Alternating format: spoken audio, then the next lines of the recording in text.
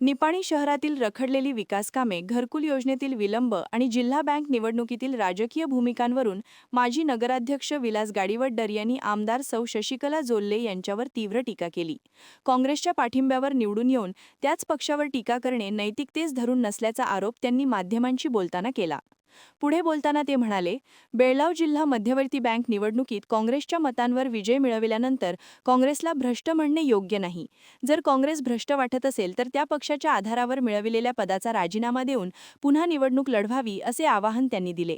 नुकत्याच पार पडलेल्या ग्रामदैवत महालक्ष्मी यात्रेच्या पार्श्वभूमीवर शहरातील रस्त्यांची दुरवस्था, अपुरी प्रकाश व्यवस्था आणि मूलभूत सुविधांचा अभाव प्रकर्षाने जाणवल्याचे त्यांनी नमूद केले. मंगळवार पेठ ते हरिनगर मार्गासह अशोकनगर परिसरातील रस्ते अत्यंत खराब अवस्थेत असून यात्रेच्या काळात शहरातील काही भाग अंधारात असल्याची परिस्थिती होती. अधिकाऱ्यांच्या बैठका घेण्यापेक्षा रस्ते, गटारी आणि इतर सुविधांसाठी निधी उपलब्ध करून देणे आवश्यक होते, असे ते म्हणाले. याउलट गोकाक येथे लक्ष्मी यात्रेनिमित्त आमदार रमेश जारकीहोळी यांनी सुमारे 40 कोटी रुपयांचा निधी आणून विकास कामे हाती घेतली. निपाणी यात्रेसाठी किमान 4 कोटी रुपयांचा निधी उपलब्ध झाला असता तर शहरातील अनेक प्रश्न सुटले असते, असे त्यांनी सांगितले. घरकुल योजनेबाबत बोलताना गाडीवड्डर म्हणाले की त्यांच्या कार्यकाळात 2060 घरकुलांना मंजुरी मिळाली होती. 2407 लाभार्थ्यांची यादी तयार करून 2052 जणांची अंतिम निवड करण्यात आली. 15 मार्च 2018 रोजी योजनेस मंजुरी मिळाली आणि 27 डिसेंबर 2018 रोजी केंद्र शासनाची मान्यता मिळाली. तरीही सुमारे 1400 लाभार्थ्यांनी प्रत्येकी 61,000 रुपये भरूनही त्यांना अद्याप घरे मिळालेली नाहीत. या निधीचे काय झाले याचे स्पष्टीकरण देण्यात यावे, अशी मागणी त्यांनी केली. शेतकऱ्यांच्या हितासाठी असलेल्या जिल्हा बँकेकडून कर्ज वाटपाबाबतही त्यांनी प्रश्न उपस्थित केला. जोल्ले यांनी आत्मपरीक्षण करून मतदारसंघाच्या विकासासाठी ठोस पावले उचलावीत, असे त्यांनी सांगितले. शिंगळे सरांनी बोलायला पाहिजे होतं, काल खासदार आले, खासदारांनी बोलायला पाहिजे होतं. एक पक्षावर आरोप करून घेतात त्यांनी. पण पक्ष तसा आहे का हे पदाधिकाऱ्यांनी पण चिंतन मंथन केलं पाहिजे. त्यांना रोखोक तुम्ही उत्तर का दिलं नाही? कुठं तुमचे गळचिपी झालेली आहे? साठवलोटा तुमचा असू दे, आम्हाला काही देणे घेणे नाही, पण जेव्हा पक्षावर येतंय त्यावेळेला तुम्ही तुमचं तलवार बाहेर काढायला पाहिजे ना. तुमचं काय वैयक्तिक साठवलोटा असलं तर असू दे.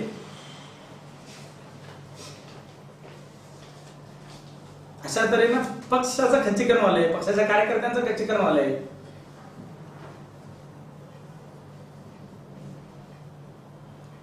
त्यामुळे आश्रय योजना ही आमचीच आहे, आम्हीच पूर्ण करून घेतलेली आहे. यांनी आपण केल्याचं भासवू नाही.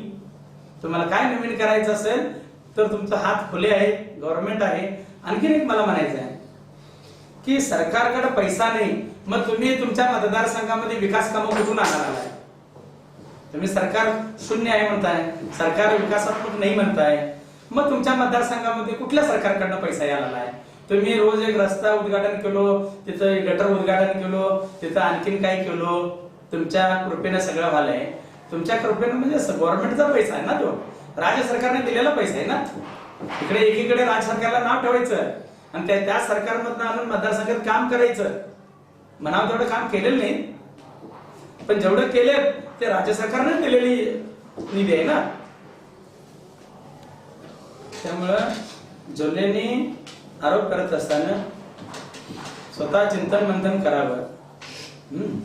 दुसऱ्यावर टीका करण्यापेक्षा स्वतः काय आहे ते बघावं. आणि कामच तुम्हाला करायचं असेल तर भरपूर काम होतं. तुम्ही कुठलं भरीव काम निपाणीसाठी केलाय सांगा.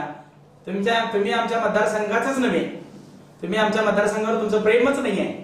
तसं असतं तर परवा लक्ष्मीच्या यात्रेत महाशिवरात्रीला तुम्ही निपाणीमध्ये राज्य सरकारकडून किंवा पालकमंत्र्यांचं तुमचं साठवलोटा आहे, तुम्ही त्यांना सांगून तर किमान एक थोडं अनुदान आणून तुम्ही रस्ते करायचे होता, तेही केला नाही.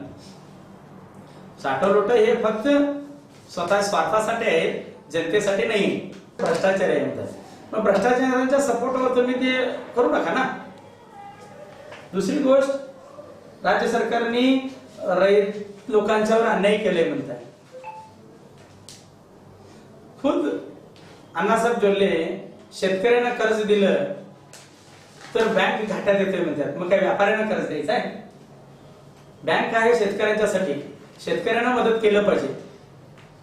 आणि स्वतःची चूक केल्यानंतर माफी मागताय म्हणजे तुम्ही चुकलाय हे सिद्ध आहे. वा, तुम्हाला माफी मागायची वेळ आली म्हणजे तुम्ही चुकलाय.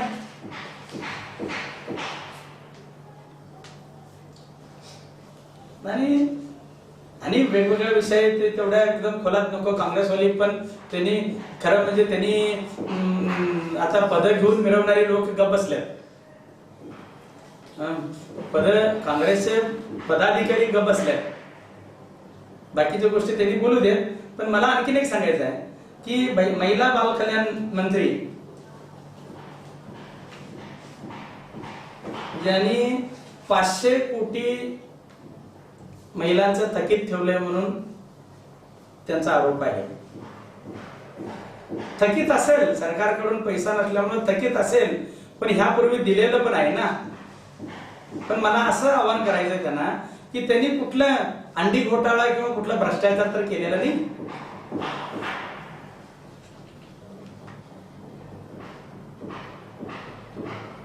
त्यामुळे तुम्ही स्वतःला पारखा.